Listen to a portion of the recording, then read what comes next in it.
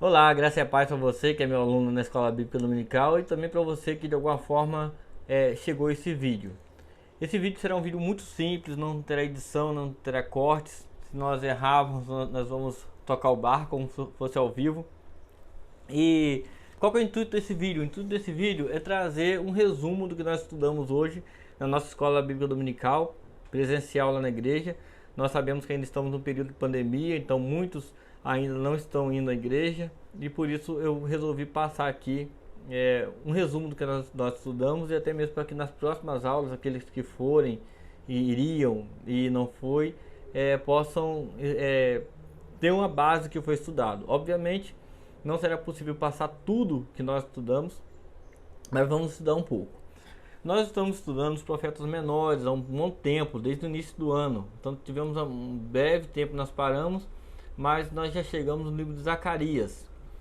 E na nossa aula presencial, eu trouxe algo que eu deveria ter trago há muitas aulas atrás, que eu trouxe um pouquinho da cronologia bíblica e um pouquinho de como foi o surgimento do reino de Israel e como foi como que ocorreu a divisão dos dois reinos, né, do reino do norte e do reino do sul, até chegar à questão do exílio da Babilônia. Também expliquei um pouco melhor o que foi o exílio, mas para você que tem acompanhado as aulas anteriores, até o livro de Ageu, nós estávamos num período pré-exílio. O que é o período pré-exílio?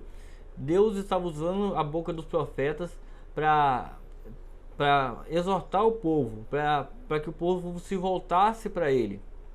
Nós vimos nas aulas anteriores que existia muita idolatria, muito pecado de todas as formas.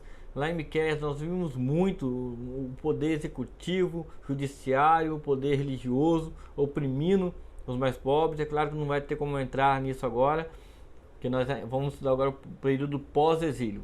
E quando nós chegamos em Ageu, que foi nossa penúltima aula, nós estudamos o período pós-exílio. Quando nós chegamos em Ageu, Zacarias e Malaquias, nós estamos no período pós-exílio, é quando o povo sai do exílio. Antes do exílio, Deus usa os profetas para exortar o povo, para que o povo se volte para ele, ele iria se voltar para eles. O que acontecia é que o povo não deu ouvido à voz de Deus. Logo aqui no início de Zacarias, nós vemos isso. Se você tiver com a Bíblia aí, pode abrir Zacarias 1, versículo 4. Não sejam como seus pais, ou seja, não sejam como os antepassados. Quando os primeiros profetas clamavam, assim diz o Senhor dos Exércitos, convertam-se dos seus maus caminhos e das suas obras más. Eles não ouviram e nem deram atenção, diz o Senhor dos Exércitos. Então nós vemos que Deus usava os profetas para falar com eles, mas eles não ouviram. E eles mesmos reconheceram isso lá na Babilônia. Se você olhar aqui no versículo 6, vai dizer assim, ó: e não é fato que minhas palavras e os meus estatutos que eu prescrevi aos profetas, meus servos, alcançaram os pais de vocês? Sim. E estes se arrependeram e disseram, como o Senhor dos Exércitos tinha intenção de nos tratar, segundo os nossos caminhos e segundo as nossas obras, assim ele nos tratou. Então houve um tratamento de Deus com o seu povo que ele tanto ama. Assim também acontece conosco. Quantas vezes que Deus fala com a gente através da sua palavra, através de uma mensagem na igreja, através de vídeos, e nós não damos ouvido à voz de Deus. E as consequências, de alguma forma, ela vem a acontecer. E a consequência para o povo de Israel foi o exílio na Babilônia. Eles ficaram durante 70 anos na Babilônia. 70 anos foi toda uma geração. Pessoas nasceram na Babilônia, pessoas nasceram ali na escravidão, pessoas nasceram lá sem conhecer o templo. Nós vamos falar muito do templo, porque na verdade, quando esse povo volta, nós vimos muito isso lá em Ageu. Existe os profetas agora são usados como boca de Deus para animar o povo à reconstrução do templo. Então lá em Ageu, na aula passada, nós vimos o seguinte, na aula retrasada, na verdade, né? Nós vimos que esse povo, eles estão há 70 anos de cativeiro. Imagina você 70 anos fora do seu país. Muitos de nós, talvez se eu sair daqui a 70 anos, eu certamente não estarei mais aqui. Mas meus filhos estarão. Ou seja, muitos que foram para a Babilônia morreram lá. E muitos que vieram da Babilônia, eles nasceram lá. Então eles não tinham noção o que era Jerusalém. Não conheciam o templo de Jerusalém. Talvez só de ouvir falar. O templo de Salomão. Só de ouvir falar. E quando eles voltam, existe uma exortação de Deus, um ânimo de Deus para que eles comecem a reconstrução do templo. E pela primeira vez, eu falava muito isso na aula sobre Ageu, eu não vou me aprofundar nisso, tá bom, pessoal? Mas lá na aula de Ageu eu falava o seguinte: quando nós vimos o período pré-exílio, nós vimos todos os governantes, o povo de Deus, ninguém ouvia a voz de Deus, e aconteceu a consequência. Mas agora em Ageu, a palavra de Ageu vai a liderança, vai a Zorobabel e vai a Josué, um sacerdote, Zorobabel governante e Josué é o sacerdote. Vai a esses dois, conclamando eles a reconstrução do templo. E eles ouvem a voz de Deus. Eu falei com meus alunos, eu fiquei maravilhado, porque já estava cansado de tanto Deus falar e o povo não ouvir. E finalmente, agora eles dão ouvido à voz de Deus e dá início à reconstrução do templo. Lá em Ageu. E lá em Ageu nós vimos também que existia aquele povo que estava tentando desanimar o pessoal. Olha, aqueles mais antigos, né, que conseguiram voltar da Babilônia, eles falaram: olha só, vocês não vão conseguir construir esse templo. Porque o templo de Salomão, nós sabemos, eu e você sabemos, que o templo de Salomão era grandioso, né? Nós temos ali o rei Davi, que durante todo o reinado dele juntou dinheiro, e nós temos o rei Salomão, que era um dos mais sábios, os mais ricos, e ele conseguiu construir um templo maravilhoso. O que as pessoas estão dizendo agora para aqueles que estão reconstruindo, falando assim: olha, não tem jeito de reconstruir o templo. Vocês não vão reconstruir um templo tão grandioso igual Salomão fez. E o que Deus fala através do profeta Ageu é maravilhoso. Deus fala o seguinte: olha, eu não estou preocupado com ouro, eu não estou preocupado com a prata, não estou preocupado com as vestimentas.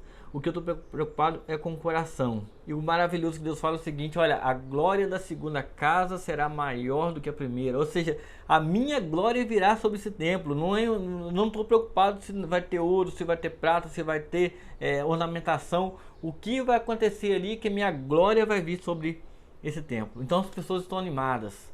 Eles estão vindo do cativeiro, mas se animaram e começaram a reconstrução do templo. E agora finalmente nós estamos chegando em Zacarias. Aqui em Zacarias ele está 20 anos depois que o povo voltou do exílio. E o que aconteceu agora, pessoal? O que aconteceu agora? O povo desanimou de novo. Mas pensa você comigo. Eles ficaram durante 70 anos no exílio. 70 anos, eles reconstruíram a casa deles lá, eles construíram toda a família deles. Talvez eles tinham alguns bens, eu não sei. Se bem que os que voltaram lá eram os mais pobres. Mas só que eles tinham construído toda uma estrutura de vida. A vida deles estava na Babilônia. Muitos deles, como eu disse, nasceram lá. E eles vêm da Babilônia e eles vêm sem nada, eles vêm sem emprego, eles vêm sem casa, eles vêm sem perspectiva nenhuma de vida, de futuro.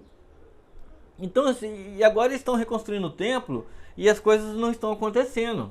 Deus fez promessas e tal, porém bateu um desânimo. Existem algumas influências externas que estão tentando atrapalhar esse povo, a reconstrução do templo, e esse povo começa a desanimar. Eles começam a desanimar agora. E esse desânimo bate, pessoal. Eu falei na sala de aula, a gente é até compreensível, né? E eles falam: olha, nada acontecendo, né? E agora parou. Então, o que ocorre aqui também, pessoal, é que esse povo, eles voltaram da Babilônia. Fisicamente, geograficamente, eles não estavam mais na Babilônia, agora eles estão em Jerusalém. A grande questão é que eles voltam para Jerusalém, só que o coração deles ainda está lá na Babilônia. Muitos estão vindo para a igreja e o coração ainda está lá no mundo. Muitos estão adorando a Deus, mas o coração não está em Deus. Muitos estão falando sobre Deus, mas o coração não está em Deus. E aqui o que aconteceu aqui é que esse povo voltou geograficamente, então eles ainda não estão com aquela paixão pelo templo. Eles ainda não estão apaixonados pelo templo. E agora existe uma palavra de Deus para esse povo de ânimo novamente, para que eles possam começar a construção do templo. Lá, Ageu e Zacarias, eles estão bem próximos, só que cada um usa uma técnica diferente. Deus fala para cada um de uma forma diferente, na verdade, não é técnica, né? Lá em Ageu ele é bem pragmático. Ele vai falar: olha, vamos começar a construção do templo, se arrepende, vamos lá, vamos pegar. E agora Zacarias, ele tem, Deus dá visões a ele. E ele vai passar essas visões. Dá vontade aqui de eu falar de Ageu, mas só como nós já falamos muito de Ageu, a aula já está aqui já com 10 minutos já, né? Então vamos entrar aqui em Zacarias das visões. O que ocorre? São 8 visões. E para nós que não temos muita... não estamos na época, é muito difícil compreender essas visões. Eu trouxe aqui alguns resumos do que é cada uma dessas visões. Eu só quero dizer para vocês o seguinte, pessoal. Nós passamos aí a semana inteira incentivando o pessoal a ler o livro de Zacarias. Então, o livro de Ageu, eu fui lendo e explicando ponto a ponto. Agora, Zacarias são 14 capítulos, não vai ter como fazer isso. Nem na sala de aula eu fiz isso. Eu passei a semana inteira, eu fiz um cronograma de leitura, né, de 2 capítulos por dia, 3. Então eu estou passando a aula para você, imaginando que você leu a Bíblia, tá bom? Se você não leu, não tem problema, não fica com peso no coração, tá bom? Depois que a aula terminar, você lê ou você dá uma pausa e lê, mas você vai ter uma visão mais ampla, tá bom? Se você tem dificuldade na leitura da Bíblia, pega aí a Nova Tradução Linguagem para Hoje, uma NVI, que vai ter uma linguagem mais próxima, tá bom? Mas vamos lá. A primeira visão, nós vamos falar de 8 visões que Zacarias apresenta ao povo, tá ok? E a primeira visão é a visão dos 4 cavaleiros. Está ali no capítulo 1, de 7 a 17. Ele vê cavalo de cores. Então, o que é o cavalo para esse povo, né? Para eles tem um significado muito grande, não só essa visão, mas com outras visões. Mas Deus envia cavaleiros para observar a terra. E agora começa o processo de restauração. Então eles entendem que Deus está enviando esses cavaleiros, que é algo espiritual, porque na Bíblia diz que percorre toda a terra, né? Se nós vemos aqui no verso 12, vai falar o seguinte, ó. Então o anjo disse ao Senhor, Senhor dos Exércitos, até quando não terás compaixão de Jerusalém, da cidade de Judá, contra as quais está indignado há 70 anos? Então há 70 anos eles estavam em escravidão. E agora Deus está falando, e agora Deus está enviando essa visão para dizer, olha, está iniciando um processo de restauração do templo. Está iniciando um processo de restauração de Jerusalém. E você vai ficar apaixonado quando você ver as próximas visões. Então vamos lá, vamos para frente que vai ser bem rápido. Eu vou passar bem por cima mesmo. E depois, se você tiver alguma dúvida, você me chama aí no WhatsApp, tá bom? A gente vai conversando, beleza? A segunda visão de Zacarias, os 4 chifres e os 4 ferreiros. O que significa chifre para esse povo? Para nós aqui a gente não vai entender muito bem o que é isso, né? Mas chifre quer dizer poder, quer dizer força, na verdade, né? É força. Os animais que têm chifres são animais fortes, né? O touro, o boi, então são animais fortes, então para eles é a vitalidade, a força. E o que Deus está falando? Qual que é a visão do ferreiro? O ferreiro é o que vai destruir os chifres. Ou seja, Deus vai destruir as nações que estão vindo contra vocês. Então vocês se animem. Não se preocupem, que agora é Deus quem vai fazer. Então essas nações que até agora massacraram você, Deus está trazendo aí o ferreiro, né? No exemplo do ferreiro, a destruição desses chifres que vai destruir toda a terra. Ou melhor, vai destruir aqueles que aniquilaram Israel durante esses 70 anos e utilizaram ele como escravos. A terceira visão é o anjo com a linha de medir. O que fala essa visão, pessoal? É fantástico isso aí. Fantástico. Eu falei agora há pouco, né? Que lá em Miqueias, o povo eles estavam muito seguros, né? Com as suas fortalezas. Eles achavam que ninguém poderia invadir Jerusalém. E aconteceu que invadiu. A Síria invadiu, a Babilônia invadiu, enfim. Destruiu tudo. E o que é essa visão? O anjo com a linha de medir, ele está medindo toda Jerusalém. Porque agora Deus vai reconstruir os muros. Só que o muro que Deus vai construir agora não é muro feito com tijolo ou com cimento. Deus está falando que a própria presença dele vai cercar Jerusalém. Pessoal, nós estamos num período de pandemia, né? Às vezes nós estamos tão seguros no nosso dinheiro, na nossa fortaleza, na nossa máscara, e nada disso é seguro. Eu nas aulas passadas aí ainda não tinha saído nada a respeito de vacina. Eu falava assim, olha, imagina a pessoa com R$1 milhão na conta bancária e vem pensando assim, olha, se vier uma doença, eu tenho R$1 milhão, eu vou gastar esse dinheiro para que eu consiga ser curado. E de repente vem a pandemia e a pessoa pega aquele R$1 milhão e chega pro médico e fala: olha, toma R$1 milhão para que eu seja curado. E o médico fala: olha, não tem jeito, não tem cura.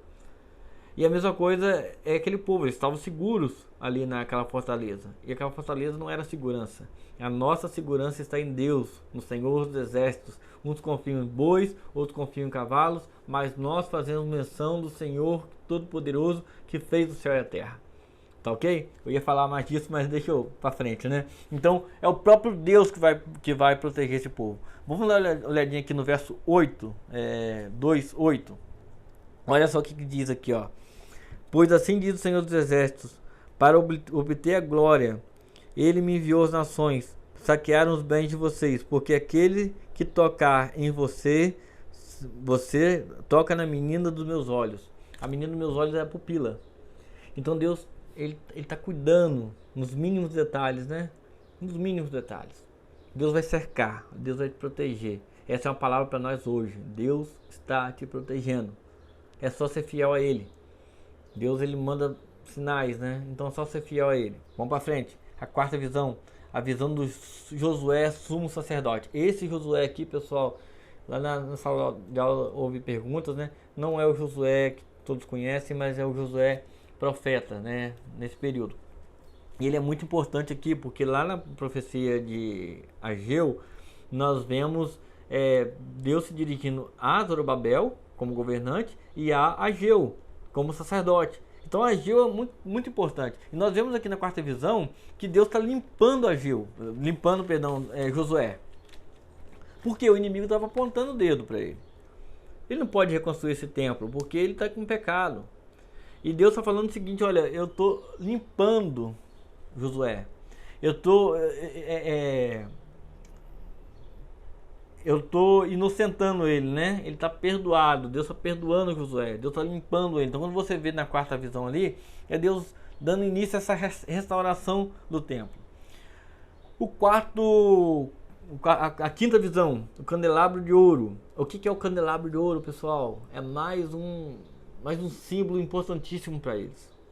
É o símbolo do templo. O candelabro de ouro, ele estava ali dentro no Santo dos Santos, né? Tinha no tabernáculo, né? Tinha o Santo e o Santo dos Santos. Então, as pessoas depois do tabernáculo vira o templo, né? Mas, enfim, para eles é muito simbólico isso aí. É muito simbólico. De fato Deus falando assim: olha, o templo vai voltar. Tudo isso, Deus está usando esses homens de Deus, Zacarias, Ageu aí, para poder falar com eles assim: olha, eu estou com vocês. E cada visão dessa aqui é para você se apaixonar cada vez mais. Mas vamos para frente, que nós já estamos aí a 18 minutos de aula, né? E o rolo volante. O que é o rolo voante, né? Nós vimos lá na sexta visão o rolo voante. Hoje seria o drone, né? Amarrariam a Bíblia no drone, é a Bíblia voante. O que é o rolo voante? Para eles, não existia isso aqui, ó. Não existia essa tecnologia gráfica, né? De você poder folhear. Eles escreviam as leis nos rolos, iam rolando e escreviam as leis. E esse rolo voante aí que sai as fitas destruindo todo mundo, o que é? Todos os inimigos de Jerusalém, do povo de Israel, aqueles que oprimiram a eles. Deus está falando assim: eu estou usando a lei e a maldição da lei está caindo sobre eles. Então aí nós vemos aí, esse é o símbolo do rolo voante para eles. Dá licença, pessoal. Eu disse que não haveria corte, né? Vamos embora. A sétima visão. Estamos quase chegando no final já, né? A sétima visão, Jerusalém purificada. Pessoal, a visão 6, 7, 8, elas são visão no qual é sentença de Deus contra o pessoal que levou o povo cativo, tá ok? Então, Jerusalém purificada.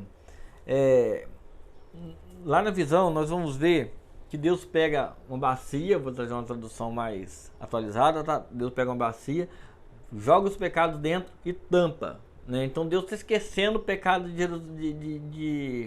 povo de Israel. É isso que Deus faz, pessoal, quando você se converte. O pessoal às vezes fica, poxa, fulano matou, sei lá o que, e agora tá na igreja. Porque Deus pegou, poxa, aceitei Jesus, me arrependi. É claro que as consequências nós continuamos sofrendo, né? Você estava preso, vai continuar preso, né? Então, enfim, mas Deus tampou. Então Deus pega o pecado de Jerusalém, coloca lá dentro, ali você vai ver o símbolo da mulher, e talvez você se assuste, né? Mas para aquela época é um símbolo que tem, é algo bem simbólico, porque a mulher lá está representando a grande Babilônia, a grande prostituta que levava o povo ao pecado. Então agora Deus está usando esse símbolo de mulher, pega todo o pecado e tampou. Olha Jerusalém, você está purificada. Começa de novo, começa do zero. Opa, que maravilha, né? Como que é bom começar do zero, né? Às vezes eu falo assim, eu queria mudar de cidade e começar do zero. Eles tiveram essa chance. Deus pegou o pecado deles, tampou e falou, olha, vamos começar de novo? Bora, você topa começar de novo? E às vezes Deus faz isso comigo, né? Comigo, com você, né? Olha, vamos começar de novo? Uma nova chance agora? Isso aí. Então essa foi a 7ª visão, a Jerusalém purificada. Vamos agora para o nosso oitava visão, os 4 carros. Nós vemos ali que tem 4 carros de 4 cores diferentes, vermelho, preto, branco e baio com malhas. O que significa isso, pessoal? Agora é a sentença. É Deus sentenciando o povo que estava maltratando eles. Olha, não precisa ter medo mais não. Esse pessoal que está aí amedrontando vocês aí, fica tranquilo, que Deus traz agora uma visão para eles. O vermelho significa guerra, o preto, morte, o branco, vitória, e o baio com malhas, pragas.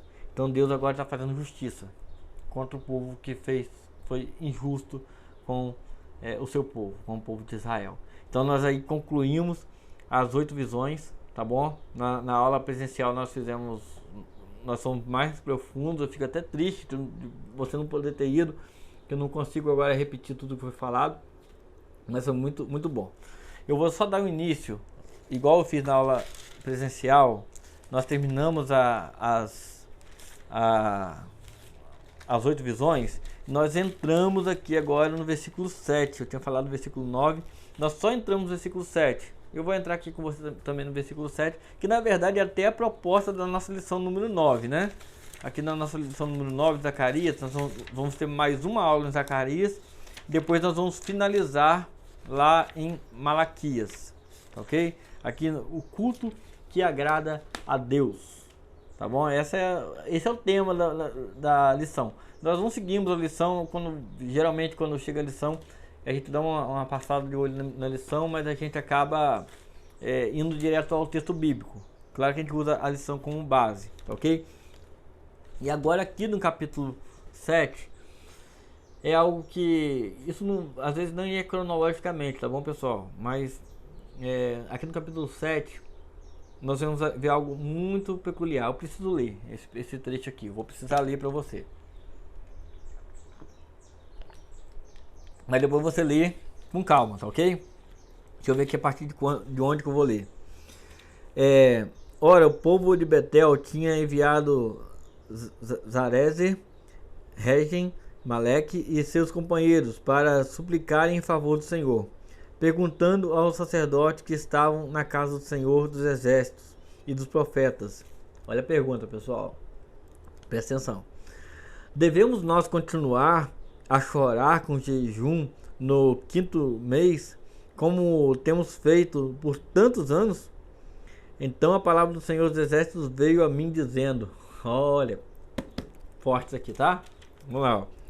Pergunte a todo o povo dessa terra e ao sacerdote, quando vocês jejuaram e plantejaram e choraram no 5º, no 7º mês durante esses 70 anos? Foi quando que vocês choraram? Foi quando que vocês jejuaram? Aí a pergunta de Deus foi a seguinte, olha, quando vocês, será que foi realmente para mim que vocês jejuaram? Forte, hein? Talvez eles estavam jejuando, talvez estavam orando, buscando Deus, mas será que realmente foi? Será que realmente foi por mim que vocês jejuaram? Quando vocês comem e bebem, não é para vocês mesmos que comem e bebem? Será que vocês não ouviram a palavra do Senhor, que pregou pelo ministério dos profetas, que nos precederam, o que aconteceu aqui? Eles estão aqui questionando. A gente vai ter que continuar aí jejuando e orando. Tal. E Deus fala assim, quando foi que vocês jejuaram por causa de mim? Nesses 70 anos. Quando foi que vocês me buscaram de verdade? Foi quando? Porque não foi pra mim que vocês fizeram. Não foi pra mim. E a pergunta que eu fiz na sala de aula hoje foi exatamente isso. Por que eu estou indo na igreja? É pro Senhor? É por amor ao Senhor?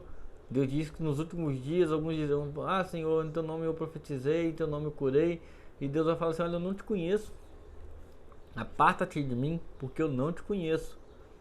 E aqui nós temos um povo aqui que está falando, eu jejuei, eu orei, eu busquei, eu chorei. E Deus fala assim, olha, foi para mim que vocês jejuaram?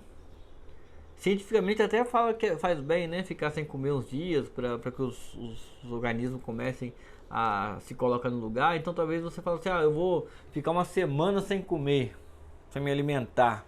Mas é para emagrecer ou é para alguma questão de saúde? Não é para o Senhor. E a pergunta que Deus fez aqui para eles é o seguinte, foi para mim mesmo que vocês jejuaram? Foi por causa de mim mesmo? É por causa de mim que você está fazendo esse vídeo, Márcio? É por causa de mim que você está indo na igreja? É por causa de mim que você está dando aula no MBD? É por causa de mim? É por amor a mim? É mesmo? Ou é para o seu próprio deleite? Ou é para que você apareça? Para que você cresça? Né? Essa é uma pergunta que Deus tem feito a cada um de nós, irmãos. Então nós entramos aqui no versículo 7 e na próxima aula nós vamos entrar numa parte muito fantástica. Eu nem falei sobre isso ainda, né? Mas Zacarias, ele é um dos profetas, depois de Isaías, que mais fala da vinda do Messias, da vinda de Jesus. Então nos próximos capítulos nós vamos ver aí a profecia a respeito da vinda de Jesus. Nós vamos ver